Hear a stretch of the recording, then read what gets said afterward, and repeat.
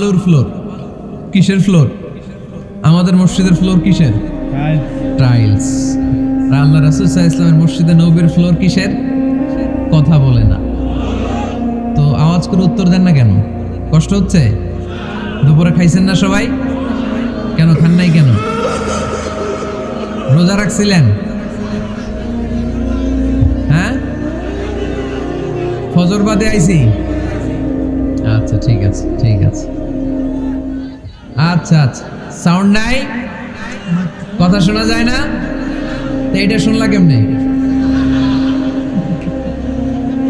জিজ্ঞেস করলাম কথা শোনা যায় না, কয় না। তো এটা শুনলা কি করে? মানে অল্প শোনা যায়, তাই তো? একটু পরে আমার বিদায় ঘন্টা বাজবে, আমি চলে যাব। এই তোমরা ডিস্টার্ব করতে করতে আমার সময় শেষ। তোমরা ডিস্টার্ব করলে তোমাদের লস। আমি আমার টাইমের 1 মিনিটে বেশি যেতে পারবো না, কারণ এখানে আসরের সালাতের আজান শুরু হয়ে যাবে, এরপরে কোনো কথা নেই। আর বক্তব্য লম্বা করা এটা বেদাত। বেদাতকে আমি সুন্নাতের মধ্যে আনতে চাচ্ছি।